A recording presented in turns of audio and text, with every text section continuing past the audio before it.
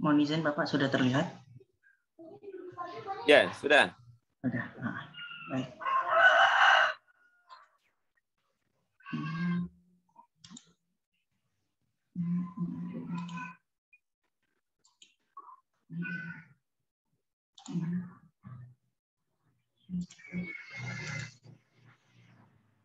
Assalamualaikum warahmatullahi wabarakatuh. Waalaikumsalam warahmatullahi wabarakatuh. Untuk ukuran slide-nya sudah jelas atau perlu diperbesar Bapak, mohon izin? Ya, cukup. Cukup, baik. Ini pakai PDF ya? Oh. Iya Bapak, pakai Canva presentasi. Oh iya. Iya, karena aplikasi PowerPoint saya masih gambar putih semua Pak.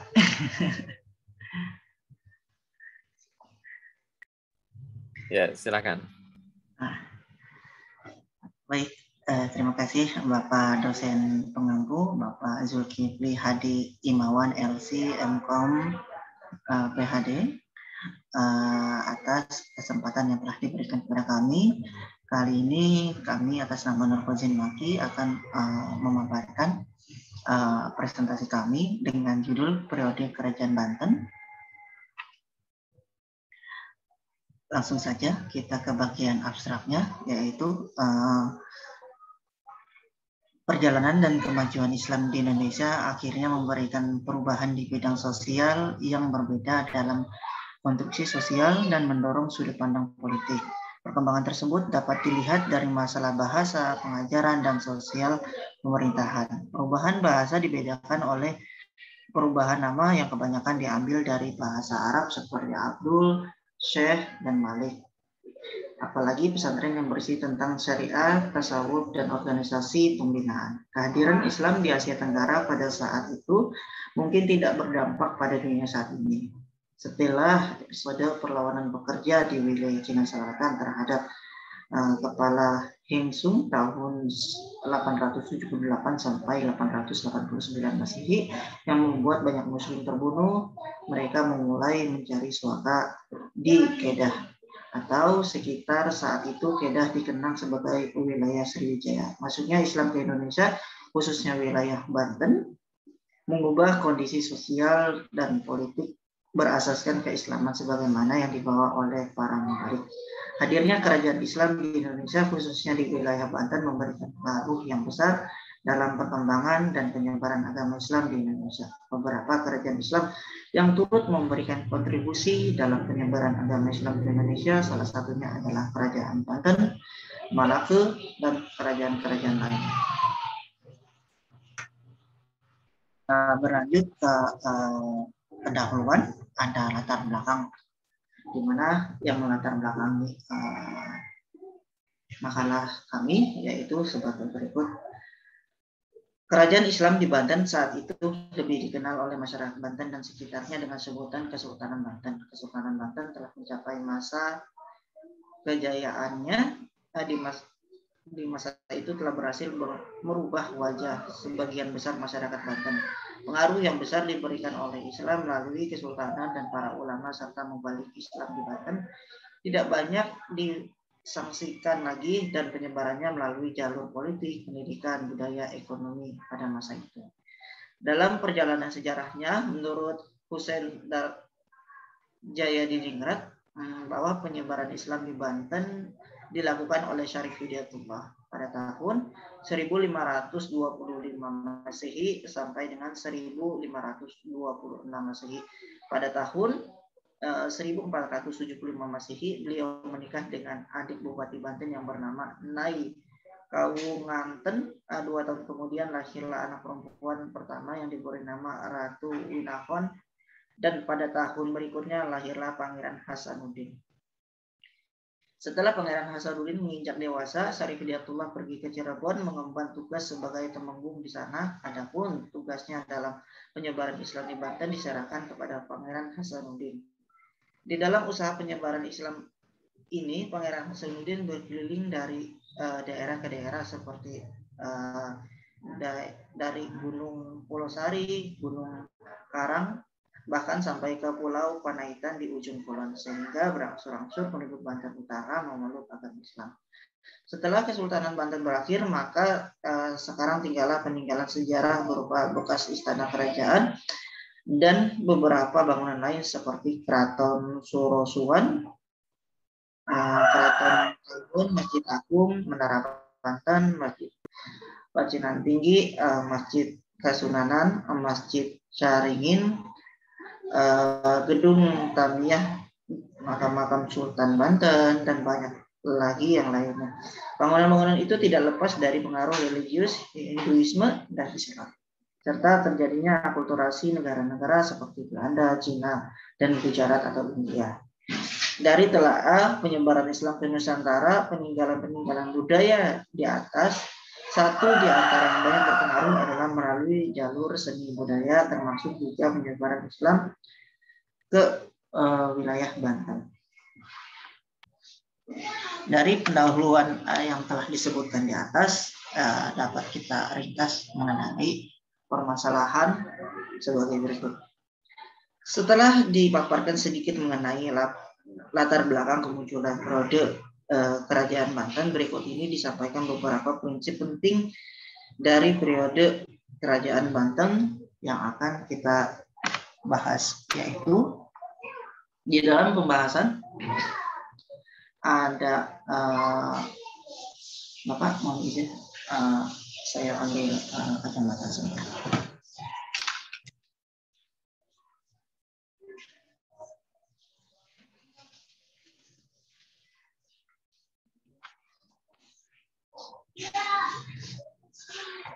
Baik, di dalam pembahasan kita membagi menjadi 5 pokok bahasan atau subbahasan, yaitu yang pertama mengenai pengertian politik hukum Islam, yang kedua politik hukum Islam pada masa kesultanan, yang ketiga yaitu kerajaan Banten, yang keempat yaitu otoritas keagamaan Islam di Banten hingga abad ke-19, yang kelima atau yang terakhir yaitu mengenai situasi sosial dan politik masyarakat Banten pada masa Kesultanan Ageng Tirtayasa, dilihat dari aspek sosial, aspek politik, dan juga dilihat dari kemunduran Sultan Ageng Tirtayasa dan peran VOC dalam konflik Sultan Ageng Tirtayasa dan Sultan Haji. Baik, meningkat ke yang pertama yaitu pengertian politik hukum Islam. Sudah banyak pengertian atau definisi tentang politik hukum Islam yang diberikan para ahli di dalam berbagai literatur. Dari berbagai pengertian dan definisi itu, dengan mengambil substansi yang ternyata sama, Profesor Dr. Mahfud MD mengungkapkan dalam bukunya bahwa politik hukum Islam adalah legal policy atau garis kebijakan resmi tentang hukum yang akan diberlakukan baik dengan pembuatan hukum baru maupun dengan penggantian hukum lama dalam rangka mencapai tujuan negara. Dengan demikian, politik hukum merupakan pilihan tentang hukum-hukum yang akan diberlakukan sekaligus pilihan tentang hukum-hukum yang akan dicabut atau tidak diberlakukan, yang semuanya dimaksudkan untuk mencapai tujuan negara seperti yang tercantum dalam pembukaan UUD 1945.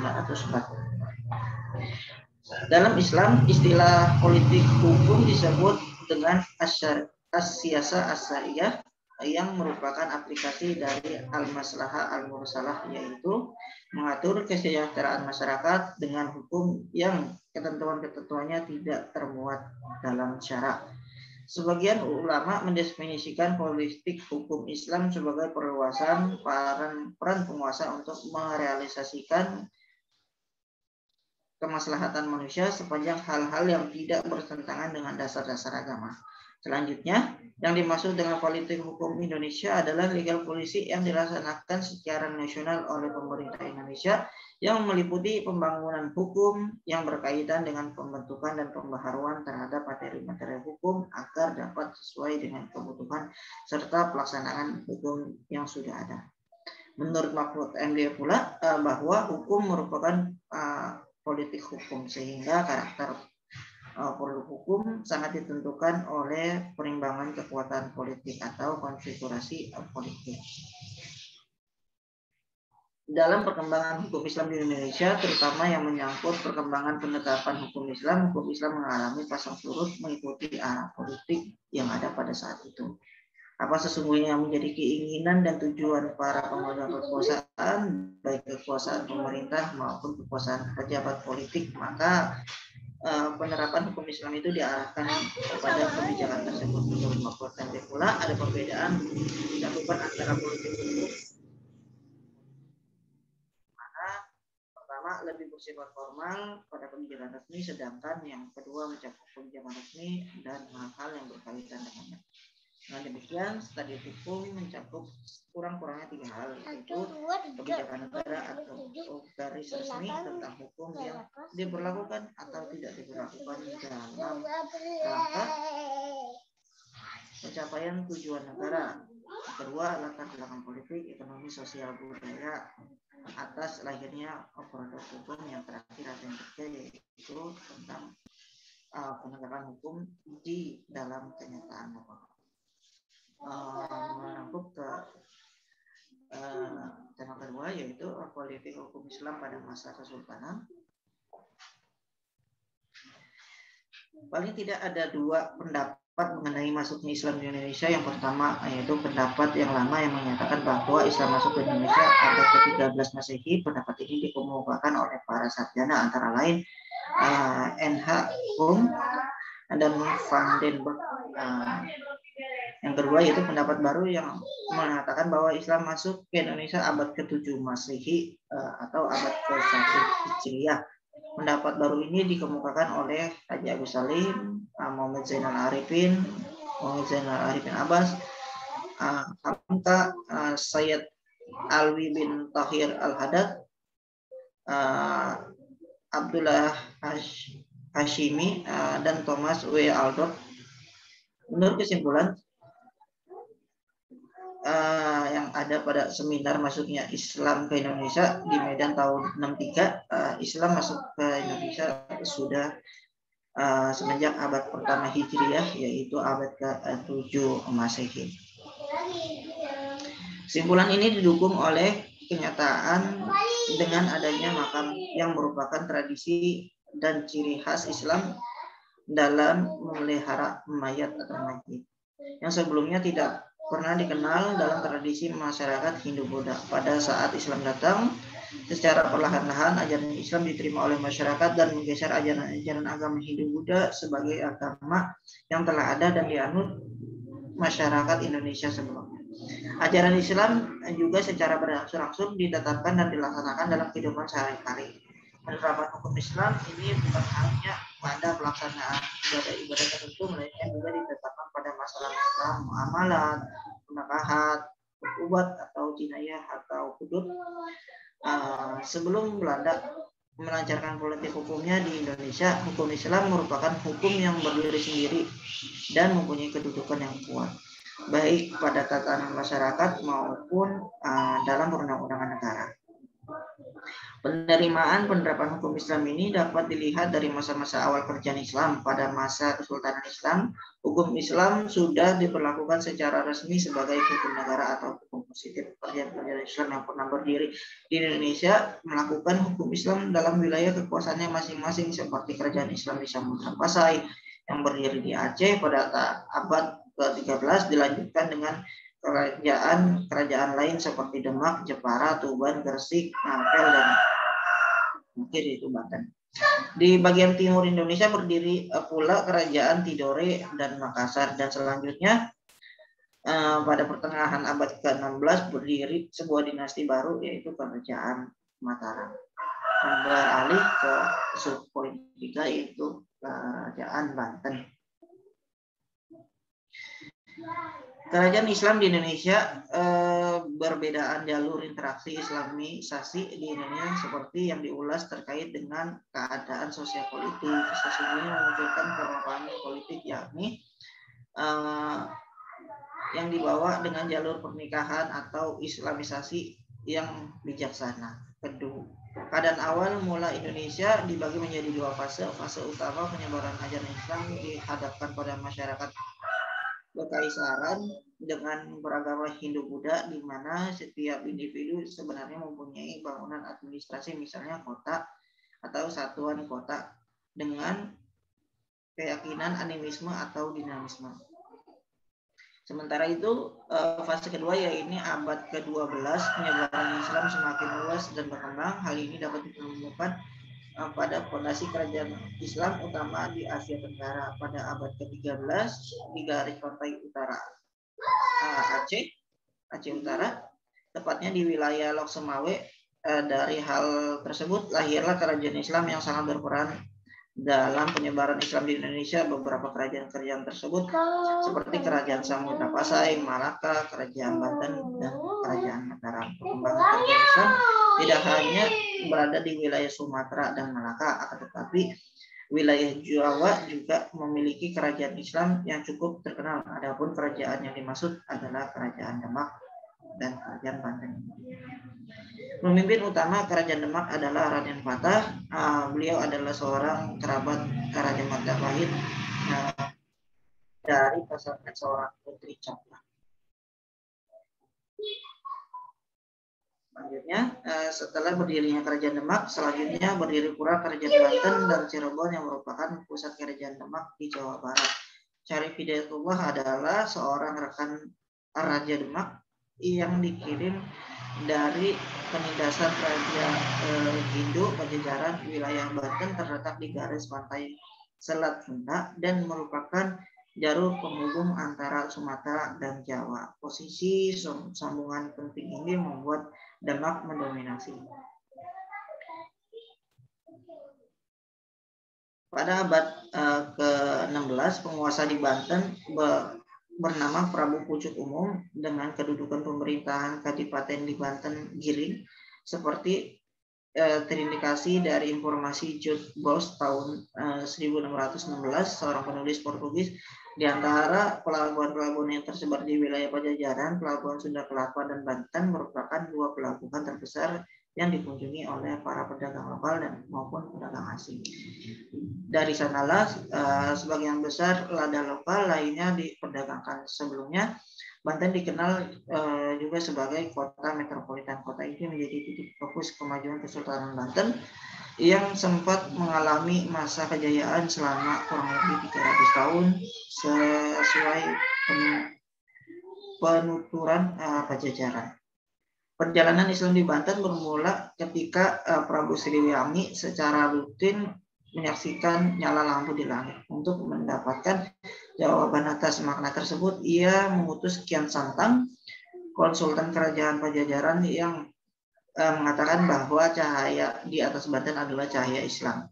Akhirnya Kian Santang memeluk agama Islam dan kembali ke Pajajaran. Wilayah Banten yang memiliki pelabuhan Kian Hari Kian Tranai. Pada tahun 1526 Masehi, Maulana Hasanuddin diamanahkan menjadi Adipati Banten.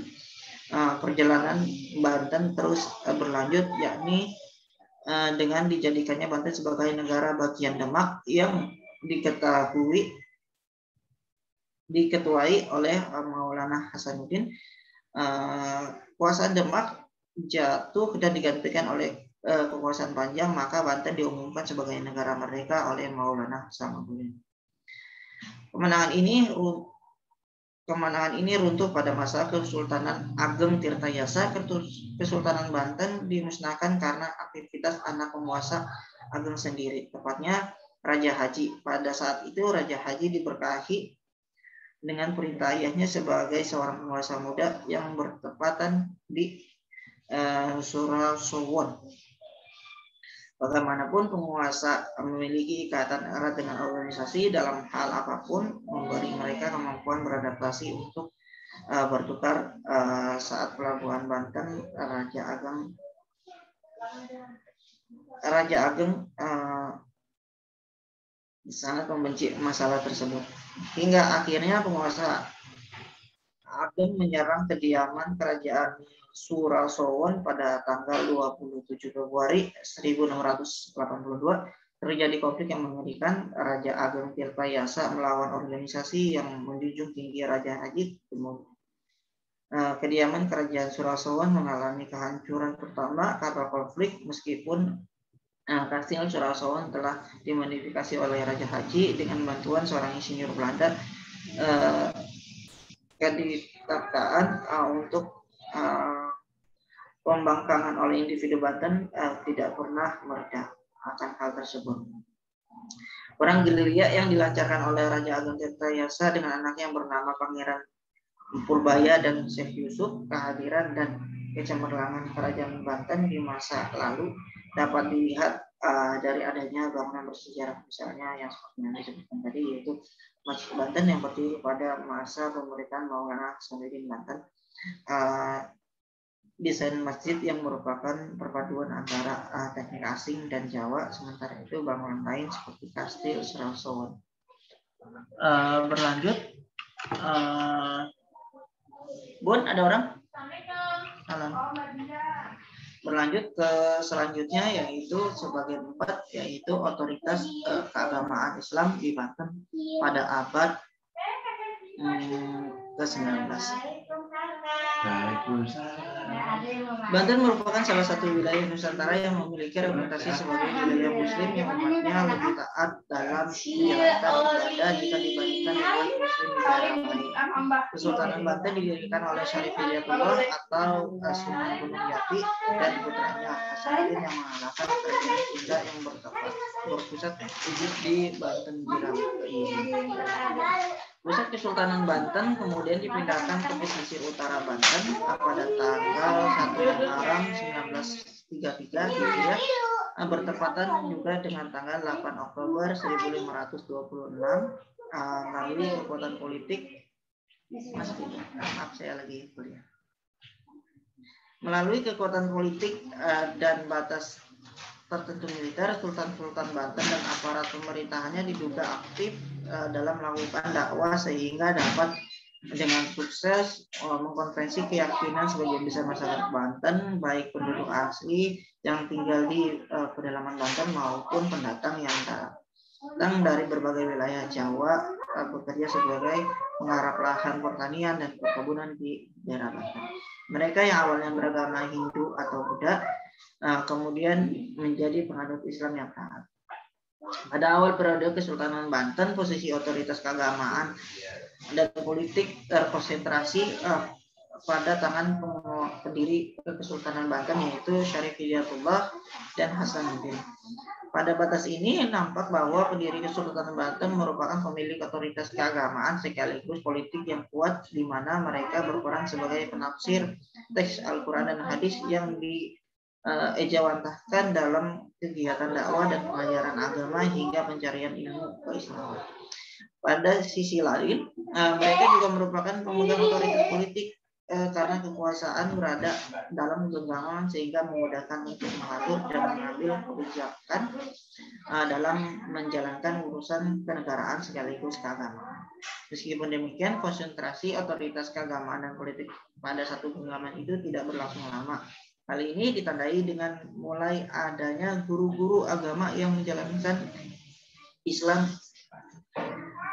atau ilmu keislaman kepada para sultan-sultan Banten berikut yang memang dikenal gemar mencari dan mendalami ilmu agama tersebut. Walau juga kemudian mereka memiliki gelar Maulana,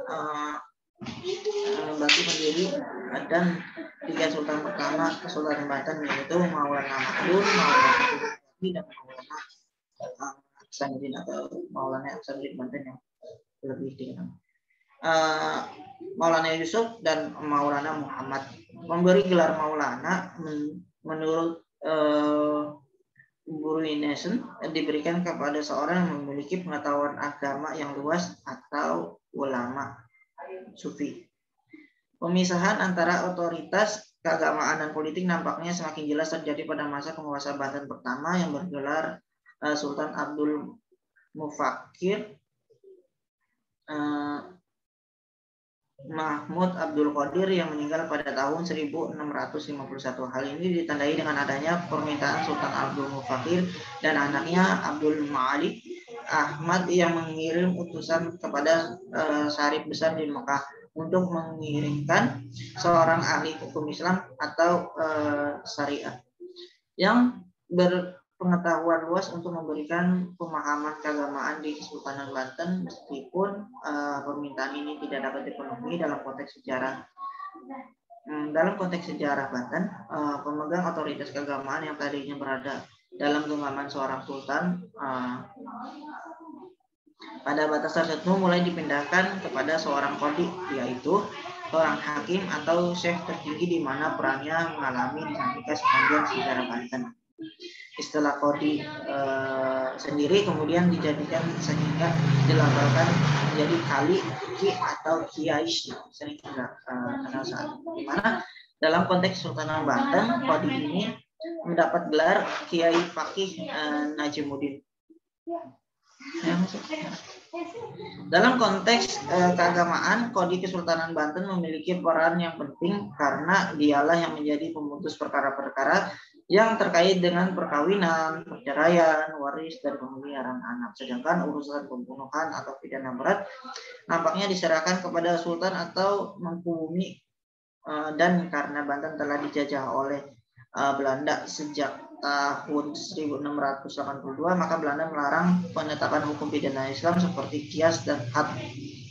Walaupun aturan tentang qiyas dan had terdapat dalam kitab undang-undang pidana Sultanan Banten, Qadhi memiliki peran yang besar dalam politik dalam negeri Kesultanan Banten.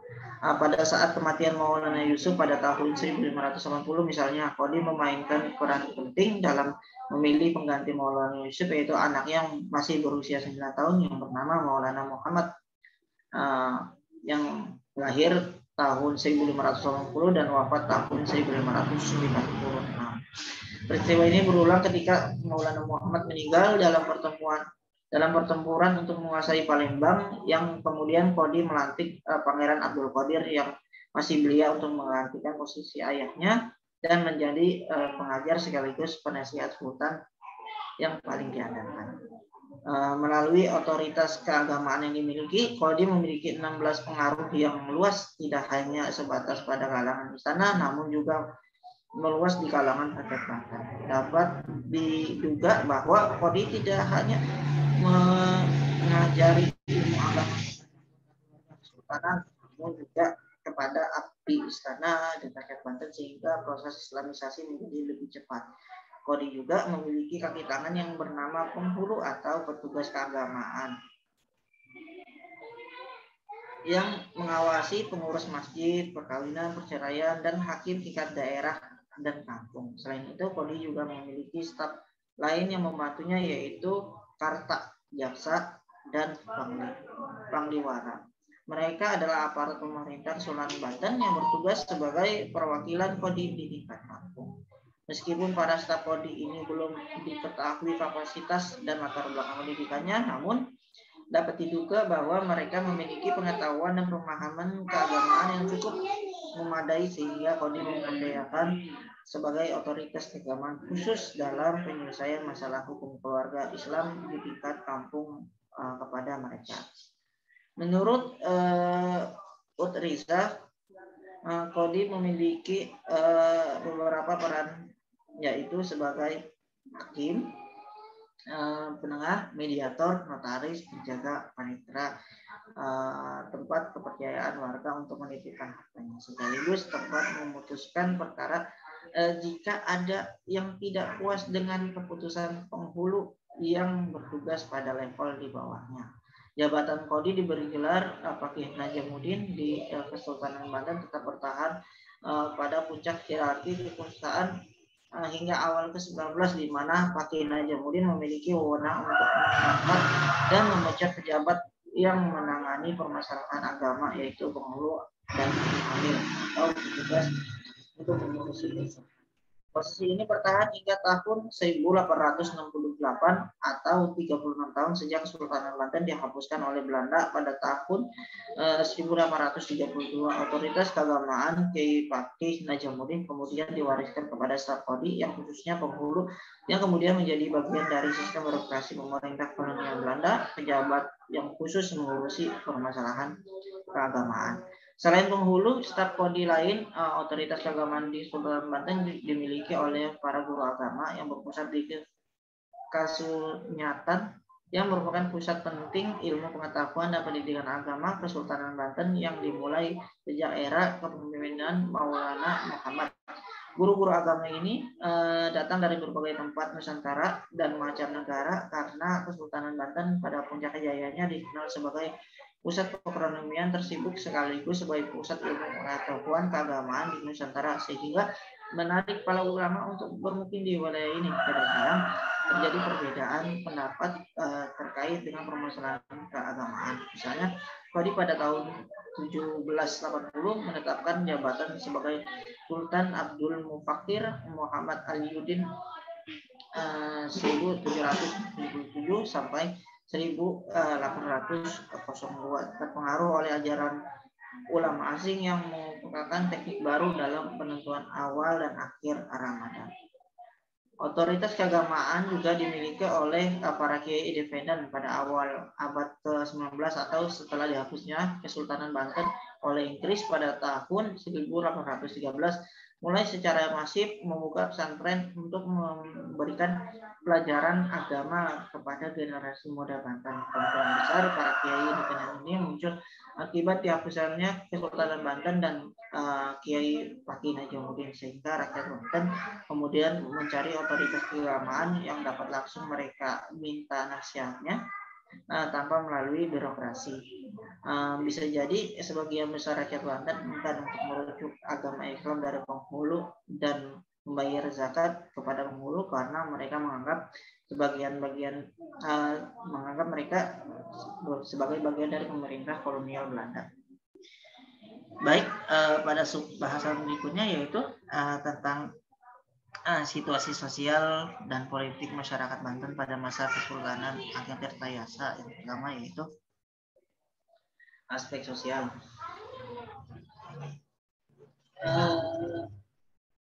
Sosial masyarakat Banten pada masa kerajaan Islam, Banten selalu berkembang secara pesat surut di dalam dinamika kehidupan masyarakat. Ketika Banten menjadi Kesultanan Islam, masyarakat Banten secara berangsur-angsur mulai melandaskan ajaran-ajaran Islam. Sebelumnya kerajaan Banten menjadi kerajaan yang berbasis Islam, masyarakat Banten juga masih berbasis Islam. Pada masa itu, golongan pada masyarakat Banten masih sederhana dan sistem lapisan di masyarakat kerajaan Banten cenderung bersifat tertutup. Apalagi waktu itu Banten masih bercorak Hindu yang sangat menekankan pada sistem kasta di dalam golongan masyarakat. Seiring waktu lambat laun sistem kasta di dalam masyarakat memudar seiring tumbuh dan munculnya pengaruh Islam di dalam kerajaan. Islam yang lebih pantas dalam menempatkan seorang pada peranannya seiring penggantian kekuasaan pada Kesultanan Banten membuat kehidupan dari masyarakat Banten makin mengalami kemajuan tergantung dari kebijakan dari pimpinannya.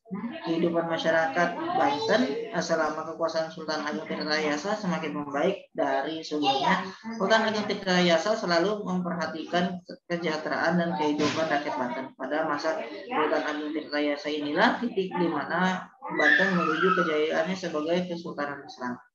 Rakyat mulai menuju ke arah yang lebih baik dan lebih modern. Kesejahteraan rakyat semakin terjamin pada masa ini. Hal ini juga tidak luput dari di mana ekonomi dan perdagangan dijunjung oleh Sultan Ageng sebagai peninjau untuk menuju kejayaan. Rakyat mulai menanam lada, cengkeh, dan berbagai tumbuhan-tumbuhan seperti patokan mereka untuk bekerja menuju kesejahteraan.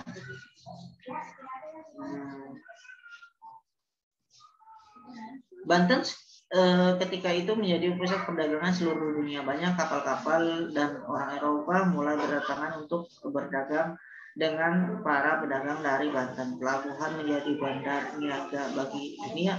Akan tetapi setelah Kesultanan Agung Tirtayasa mulai disingkirkan oleh anaknya, membuat masyarakat Banten menjadi kembali terpuruk. Apalagi Sultan Haji yang bekerja sama dengan Belanda membuat berangsur-angsur masyarakat Banten menjadi sengsara dan menderita atas perlakuan Belanda dan seenak-enaknya memperlakukan perlindungan ekonomi, dan para petani menjadi target perlakuan Belanda yang memaksa mereka merampas mereka. Itu kalau dari segi aspek sosial. Kalau dari segi aspek politik, yaitu perkembangan politik pada masa Kesultanan Banten semakin berkembang di setiap dinamika siapa yang memimpin dari kesultanan tersebut pada saat baru berdiri dan dipimpin oleh Sultan Hasanuddin. Pada masa ini, Sultan Banten yang merupakan bekas dari Kerajaan Demak mulai mendirikan wilayah sendiri dan berupaya mengembangkan kerajaannya dengan kerjasama dengan Kerajaan Demak. Selain itu, Sultan Hasanuddin sudah mulai menjadikan Banten sebagai pusat perdagangan dan mulai melakukan hubungan politik dan wilayah seperti hubungan politik dengan wilayah lain seperti Lampung, Jawa Barat, Sumatera Selatan. Namun pada masa Kesultanan yang kelima, pada masa Sultan Agung Tirtayasa, kondisi politik Kerajaan Banten menjadi naik turun. Akan tetapi kejayaan Kesultanan Banten yang berjaya pada masa ini tidak luput dari kondisi politik yang dilakukan oleh Sultan Agung Tirtayasa. Beliau melakukan hubungan kerjasama dengan wilayah Nusantara bahkan sampai ke Eropa, Timur Tengah, dan Asia. Kejayaan yang dilakukan melalui ekonomi menjadikan Banten sebagai tempat perdagangan dunia yang membuatkan Sultan Agung Tirtayasa harus melakukan hubungan berpolitik dengan negara lain untuk dapat mengembangkan Banten menjadi kesultanan besar. Tetapi Sultan Agung Tirtayasa yang mengirimkan orang untuk belajar di Arab sambil berdagang dan bekerja sama masalah perdagangan Lada dengan Inggris, Prancis, dan lain-lain.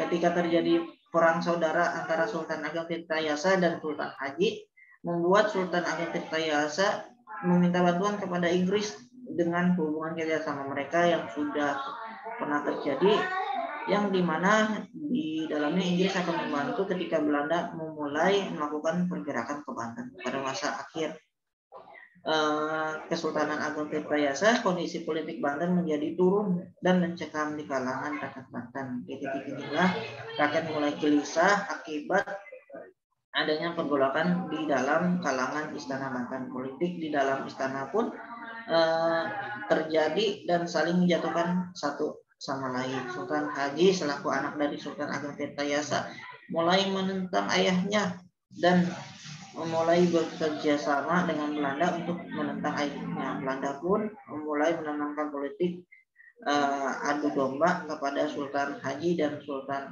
Agung Tirtayasa, atau yang biasa kita kenal dengan politik DPDF intern.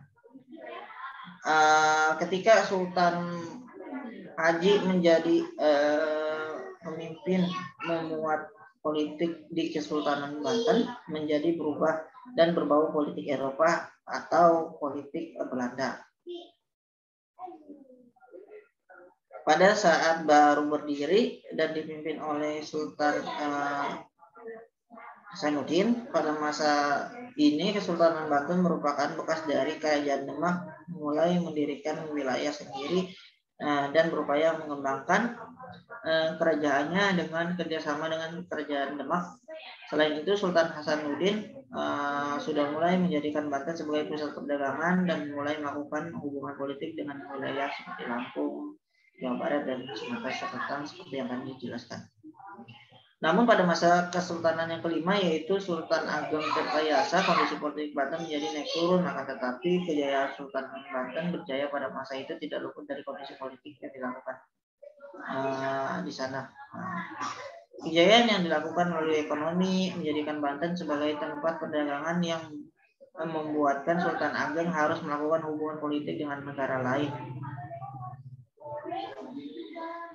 Pada masa akhir Sultan Agung Tirtayasa, kondisi politik Banten menjadi turun dan mencekam di kalangan rakyat Banten. Di titik inilah rakyat mulai gelisah akibat adanya penggolakan di dalam istana Banten. Politik di dalam istana pun terjadi dan saling menjatuhkan satu sama lain. Sultan Haji selaku anak dari Sultan Agung Tirtayasa mulai menentang ayahnya dan mulai bekerja sama dengan Belanda untuk menentang ayahnya. Selanjutnya yaitu kemunduran Sultan Agung Tirtayasa dan peran VOC dalam konflik Sultan Agung Tirtayasa dan Sultan Haji selaku anak dari Sultan Agung Tirtayasa.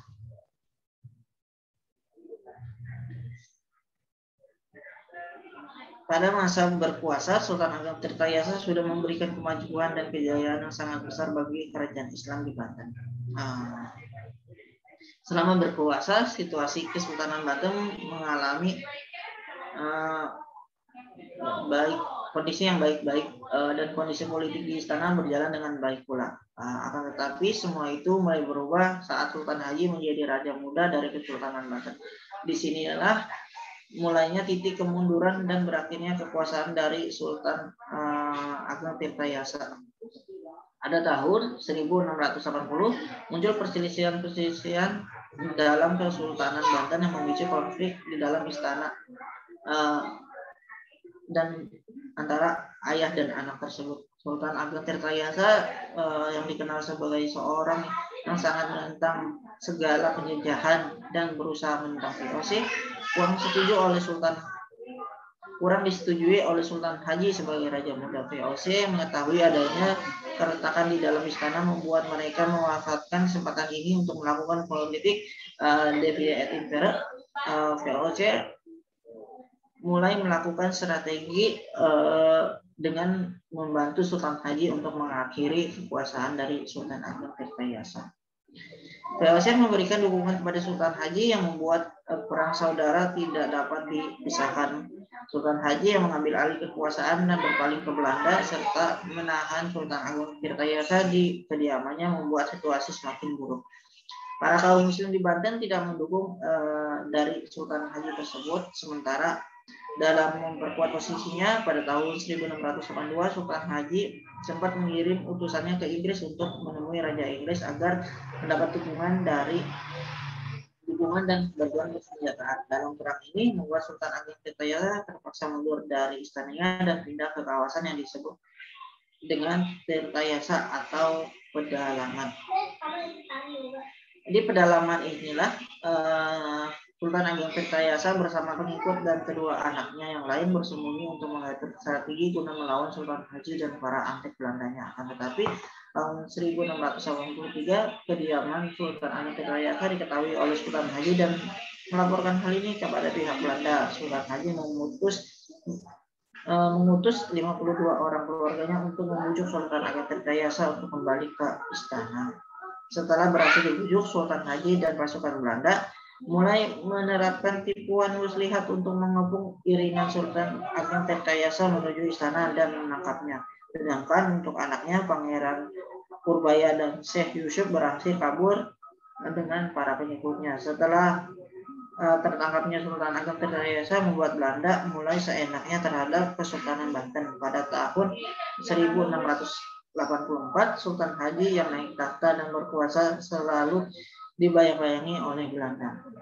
Belanda mulai menguasai Kesultanan Banten secara perlahan melalui dari perjanjian dan persyaratan yang sudah tertera antara Belanda dan Sultan Haji. Belanda meminta bayaran besar terhadap bantuan VOC kepada Sultan Haji, diantaranya melalui monopoli perdagangan dan hubungan internasional di wilayah Lampung yang diserahkan kepada Belanda.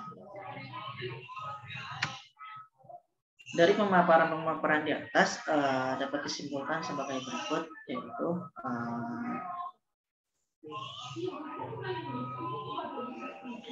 periode Kesultanan Banten mempunyai posisi otoritas keagamaan dan politik yang terkonsentrasi pada tangan pendiri Kesultanan Banten yaitu Syarif Hidayatullah dan Hasanuddin. Pada batas ini nampak pula bahwa pendiri Kesultanan Banten merupakan pemilik otoritas keagamaan sekaligus politik yang kuat di mana mereka berperan sebagai penafsir teks Al-Quran dan hadis yang diijawantahkan dalam kegiatan dakwah dan pengajaran agama hingga pencarian ilmu keislaman. Adapun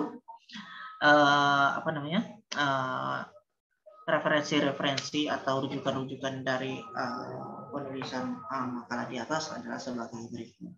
Ada dari buku Hasan Ahmad Said, ada dari Syifa dan Nabila, ada dari Juli Iswanto dan lain-lain. Mungkin hanya itu yang dapat kami sampaikan. Lebih kurangnya kami mohon maaf, mungkin masih banyak kekurangan atau kehilafan di dalam penulisan atau di dalam pencantuman dan lain-lain. Mohon bimbingan dan arahan dari Bapak dosen pengampu dan mungkin sharing-sharing pengetahuan juga dari teman-teman yang mungkin jauh lebih mengetahui tentang kejayaan atau kerajaan atau kesultanan tersebut. Terima kasih, kami kembalikan kepada dosen pengampu Bapak Zulkifli Hadi Imawan. Pertanyaannya